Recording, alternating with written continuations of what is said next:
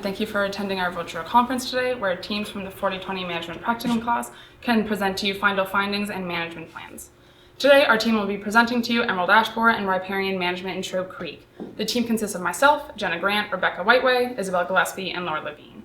Our team has been working in partnership with our clients at the Kennebecasis Watershed Restoration Committee to work with the associated ecological impacts of emerald ash borer infestations in riparian zones in the Trout Creek area. Our focus has been the primary goal of water quality.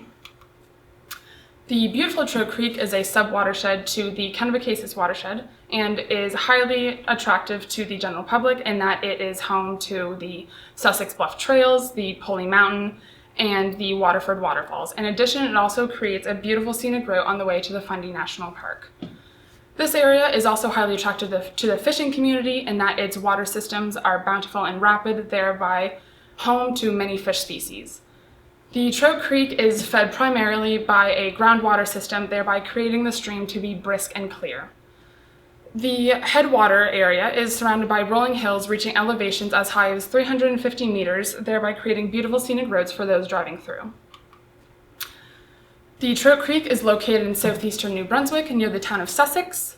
The headwaters flow south from the Waterford area and empty into the Kennebecasis River, which is a smaller component of the Willistic St. John watershed. There have been ongoing agricultural and other anthropogenic causes that have historically impacted the water quality of the Trout Creek, so therefore ongoing restoration efforts continue to be implemented throughout the entirety of the watershed by the clients at the Kennebecasis Watershed Restoration Committee. The Trout Creek area was determined as our project scope as there are ongoing restoration efforts being conducted, as well as the known ash tree populations in the area. Ash trees are deciduous trees found throughout Canada and are habitually found in lowland riparian zones. Now, unfortunately, Trout Creek is subjected to emerald ash borer infestations, and although Trout Creek is located 100 kilometers from the nearest confirmed emerald ash borer site of Oromocto and Moncton, in addition to the confirmed cities of Edmundston and Fredericton, emerald ash borer can travel hundreds of kilometers depending on the ashwood transportation induced by humans. Emerald ash borer was first introduced to North America in the early 1990s and is native to Asia. Given its non-native range, therefore its lack of natural predators, emerald ash borer can inflict up to an average of 90% mortality rates in ash forests, however can reach up to 100% mortality rate in pure continuous ash stands. So when the female emerald ash borer lay their eggs, the larvae burrow into the ash tree's phloem layer and overwinter in the bark and then emerge the following spring. So while foraging, the emerald ash borer create galleries which lead to chronic water and nutrient loss, leading to canopy decline and the eventual death of the ash tree. Our team conducted a survey of winter of this year to answer 3 of the following questions. Does the public know about emerald ash borer? Would they like to know more? The second question being, are people concerned about emerald ash borer and its associated ecological impacts on local landscapes? And are landowners willing to use a variety of management strategies on their properties? So the survey showed that 72% of respondents reported being highly concerned of emerald ash borer infestations and the ecological impacts associated on the local landscapes. So now I'll be taking you through our project outline, and I will be starting us off with our project goals and objectives. Then Laura Levine will be taking you through our project approach, and then ash distribution within Trout Creek, and then how this distribution was derived from the raw data collected. And following that, we'll be talking about water quality and priority areas, and from there, Isabel Gillespie will be talking about how these priority areas can be applied to the decision tree to derive a final management prescription. And lastly, I will be concluding with our final management regimes. So our clients at the Kennebecasis Watershed Restoration Committee have communicated concerns of decrease in water quality with the emerald ash borer infestations in riparian zones. So with this information, our team has determined the final fundamental project goal of maintain water quality. So with this, 2 objectives were determined, being maintain water temperature and maintain bank stability, given that these 2 attributes are directly linked to the water quality of Trout Creek. To ensure that these objectives are fulfilled, the team identified 2 measurement indicators, the first being maintain canopy cover, and the second being minimize erosion and sedimentation. So how are we going to fulfill these project goals and objectives? So the first question that we need to determine these would be, where is the ash present? Is water quality at risk? And what to do in Trout Creek? And these questions will be elaborated on and answered in coming slides. And now Laura Levine will take you on how and where the ash are distributed throughout Trout Creek.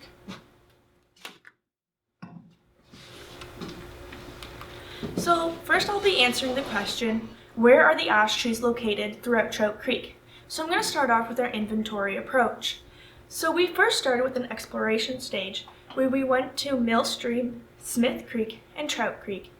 Here we went to easily accessible areas in the Riparian zone to identify populations of ash. And between each spot that we stopped at, we were looking for purple coloration that indicated ash tree populations. After completing all these inventory and exploration, we decided to narrow our scope down to Trout Creek due to the high abundance of ash in moderate abundance. We then decided to discover the areas that had the greatest concentration and determine where we want to have an end and a start. So here are our plots along Trout Creek. We had two different strategies, one being systematic and the other being strategic. Our 10-meter plots, shown as red on the map, were chosen by systematic approach. So 500 meters we placed a plot, and then the next 500 meters was another plot, alternating bank sides. This was to determine the distribution of the ash. If there was no ash at the location, we then transferred it to an area that had a greater ash presence. Our 30 meter by 30 meter plots are shown as yellow. These plots were located at areas of high to moderate abundance. This way we could discover where the ash trees were within the riparian zone. In total, we had 39 10 by 10 meter plots and 14 30 meter by 30 meter plots.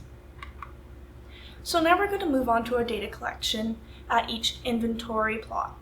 So for the 10 meter by 10 meter plot locations, we recorded a number of information on the riparian zone itself, as well as stream conditions. Within the riparian zone, we noted all the different species, as well as an individual count of the species, as well as their canopy dominance and their percent understory. We then moved on to the canopy cover percent, the percent of ash in the canopy cover, and we took the most representative height and dBH of a representative ash tree within the plot. Then we moved on to our stream conditions. So we took the stream bank substrate, stream classification, as well as the bank width, the bank erosion susceptibility by if there was an undercut, which we took its height as well as width. We also took percent exposed soil and noted the species conditions along the bank. At the 30 meter by 30 meter plots, we focused on the ash distribution within the plots. So here's a synthesis of our information from the ash tree populations. So, purple is shown no ash, which you can see is very discontinuous throughout the watershed. Low ash is dictated as green, and orange is showing the moderate ash density, and red shows the high density, which you can see there's only 4 locations throughout the watershed that has high ash, and it's very short and discontinuous.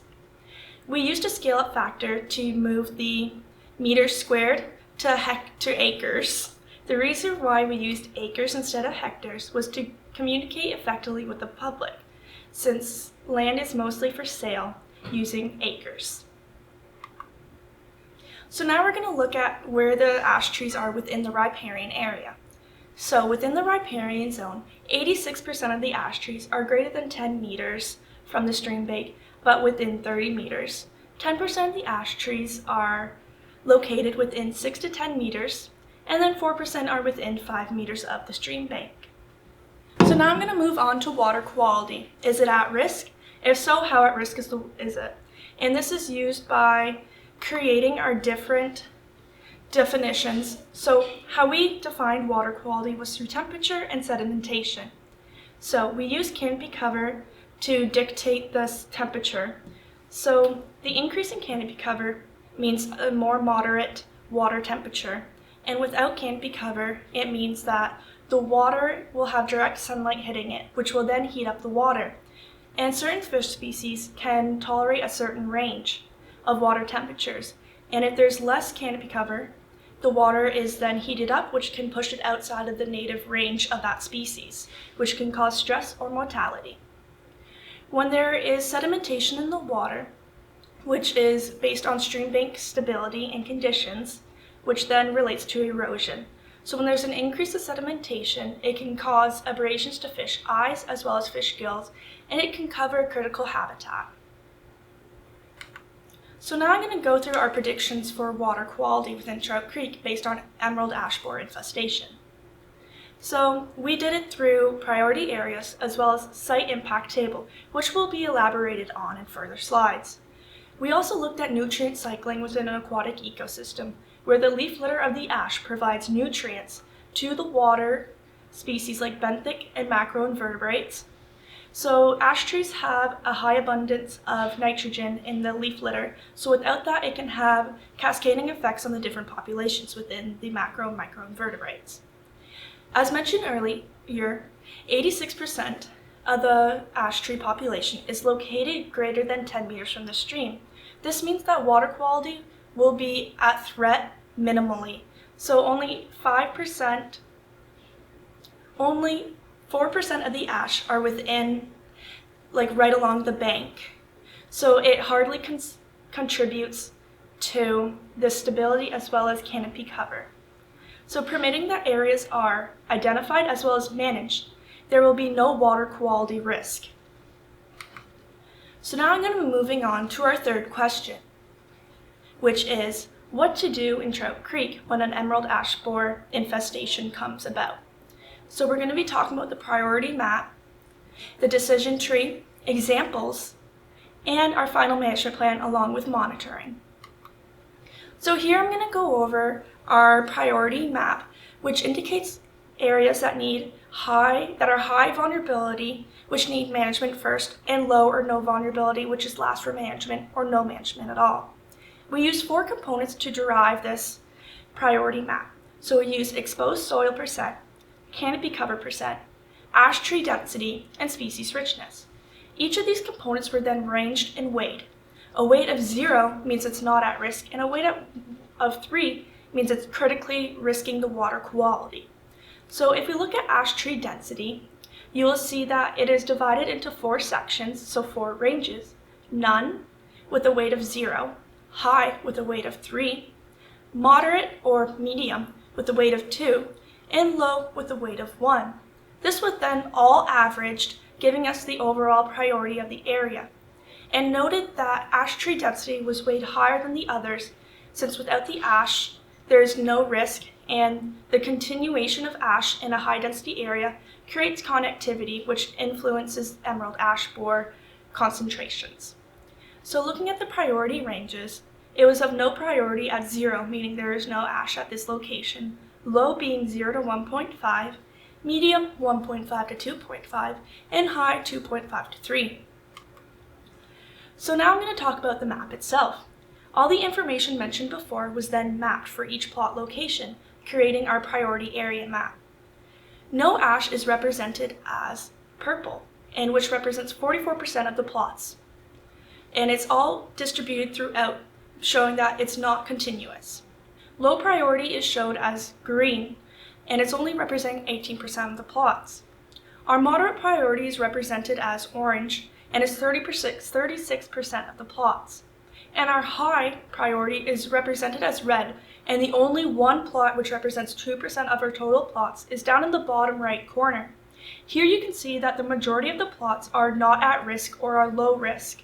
So our management alternatives will be talked about, as well as the decision tree from Bell. Thank you, Laura. So now that we know where we need to go, we now need to know what do we do when we get there. For this reason, we developed a decision tree which comprises of multiple keys that filter down to a final management outcome. This is quite similar to that of a dichotomous key, and where it begins quite vaguely and questions are asked to filter down to a final result. For this reason, we also use the decision tree as it is comprehensible for users and can also be applied to a variety of site-specific conditions. The Kennebecasis watershed can use this within their sub-watersheds to apply management for emerald ash borer and ash trees. There are 4 components to our decision tree: ash tree abundance, canopy size class, site impact value, and the final management outcome. Ash abundance was used and categorized into high, moderate, low, and no ash. We then use this as it is important for continuity by terms of density. With higher density, this means that there can be more continuity between ash patches in which emerald ash borer can use to travel. Next, we look at the size class, which is categorized into understory, intermediate, dominant, and emergent. The ash size is important, as with the larger the ash tree, the more of an impact in terms of loss of sedimentation and canopy cover can have on the riparian zone. Next, we look into site impact value. This is derived from our site impact table, in which we have created that looks into the current status of the area and also the impacts from ash trees. Within the table, it includes the size class of ash trees, proximity of ash to the bank, the percentage of exposed soil, the tree species richness, and the percentage of canopy cover provided by ash trees. I'll later elaborate on how to use this and what it means in later slides and apply it to the decision tree. And finally, all of these aspects lead down to our final management outcomes, which I will now elaborate on to show you what possible outcomes can be made from this decision tree. These outcomes include no intervention, planting, thinning, cutting, girdling, and the intervention of insecticides. No intervention is in areas where ash is so discontinuous of low density where it will not have a great impact in slowing down the spread of emerald ash borer. Planting is done in areas that need continual rooting and future contribution to the canopy cover, and we decided to use species such as willow and silver maple as they play similar roles to ash trees within the riparian zone. Next, thinning is performed on young ash trees. This is done to prevent the further growth of ash trees and prevent future infestations of emerald ash borer. Cutting is done on the large ash trees to prevent the methods of travel that emerald ash borer can use on its own. This is done in more dense areas. Next is girdling, which is peeling the bark behind and the cambium around the bottom of the tree to allow for a slow deterioration of the tree. This leaves a root wad that can allow for stabilization of the bank and also some standing wood. Finally, insecticide can be used and recommended to the landowner in means such as triazine. Triazine is an insecticide that is injected to the ash tree biannually, and this will be of expense to the landowner. Now I'll be going over the site impact table. So the site impact table, as you can see, begins with the size class of ash trees. This can be of a singular size class or multiple. The values within the table range from 0 to 3, of 0 being the lowest impact and 3 being of the greatest. We then move into the columns of each section. The first column is the proximity of ash to the bank. The closer the ash is to the bank, the more it contributes to preventing sedimentation and providing canopy cover. Next, we move into the percentage of exposed soil, which shows how susceptible the area already is. And with the loss of ash trees, this can be worsened. The tree species richness is taken into account to show the resilience of the area and what may regrow and contribute to the new canopy cover of the area. Finally, we look at the percentage of canopy cover provided by ash. This is taken from the total percentage of canopy cover and is the percentage within that is of ash trees. After this, we average out these 4 values to get the site impact value, which can be applied to the decision tree. I will now be going over an example of our highest priority plot within Trout Creek. This is plot 35. So within plot 35, we have a story of understory and intermediate. This is the row we will be following as indicated by the highlight of yellow. We now need to find the proximity of ash to the bank, the percentage of exposed soil, the species richness of the area, and the percentage of canopy cover provided by ash trees. In this area, the ash trees are from 0 to 5 meters to the bank, which gives a value of 1.5. The exposed soil is of 5%, giving a value of 0.3. The tree species richness is of 4, giving a value of 1.5. And the percentage of ash canopy cover is 95%, which gives a value of 3. The average of this is 1.6, and I will later show how to apply this within the decision tree. And now I will be going over that example. So as you can see in plot 35, there is intermediate and understory ash, which are stabilizing the bank, as well as an undercut bank, which makes the area highly susceptible.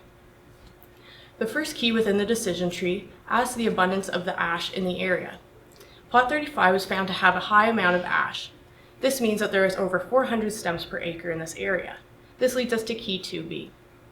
In key 2B, it asks if there's a single size class in that area, and this is not the case for plot 35, which leads us to key 3E. In key 3E, it asks what the predominant size classes of ash are in the area. And again, it is understory and intermediate, leading to our final key, key 4G. In key 4G, it asks for the site impact value, which we have previously derived, and as you may recall, it is 1.6. This falls between the ranges of 1.5 and 2.5, leading us to thin and plant this area. I will now be going over a summary and the management outcomes of all of Trout Creek. So as you can see, we have organized and prioritized our plots by means of the highest priority to the lowest. You may notice that there are areas of no priority that are not included on this, as they do not need intervention due to the lack of ash trees in that area. After this, for each plot, we found the density, the size class, and calculated the site impact value, of which we then applied to the decision tree to give our final management outcomes. You may notice in some areas there are no cutting, but instead girdling of planting. This is what we call a softer transition, and it is done in areas that are already of poor quality or of really high ash abundance, in which the removal of all the ash trees would be detrimental for the area. Girdling allows for a root wad to remain in the bank to stabilize, while planting allows for continual rooting and contribution to a future canopy cover. Some areas are relatively stable and therefore can withstand the intervention of only cutting or thinning. These areas are usually of lower density and already have a stable climate. Jenna will now be coming on with the management plan. Thank you, Belle. I will now be taking you through our final monitoring plan. So firstly, early detection and monitoring are critical for the management of invasive species, as the management regimes become increasingly more challenging as invasive species populations continue to grow and expand. So our team has identified two types of monitoring locations. The first being locations for EAB detection, which goes into human introduction locations, which are areas like campsites or woodlots where humans may possibly introduce ash wood to these areas, thereby increasing the possibility of EAB infestations.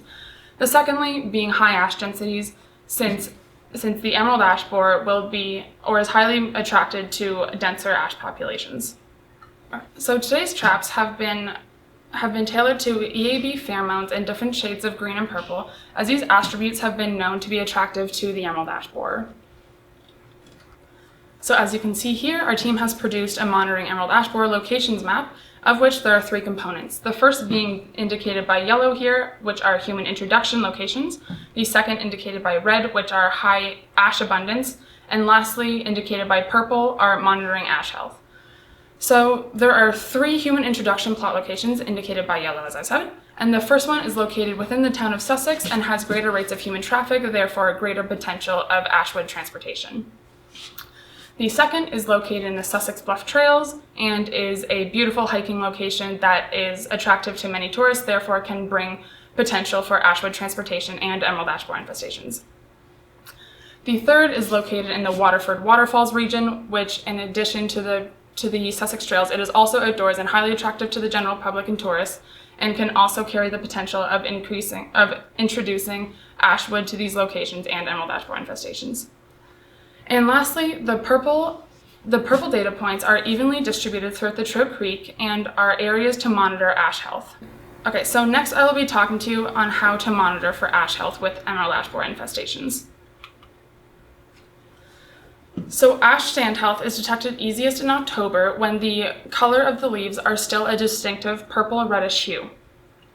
At monitoring locations, ash trees should be examined, and by doing this, they should be examined by two upper canopy branches being collected, and these branches should have their bark peeled back and then detected for the emerald ash borer de-exit holes, which is indicated here on the right picture here.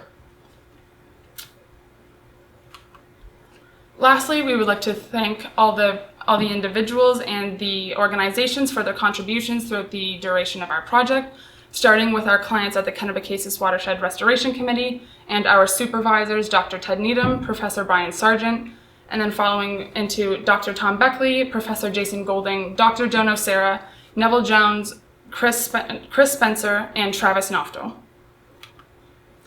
Thank you, and are there any questions?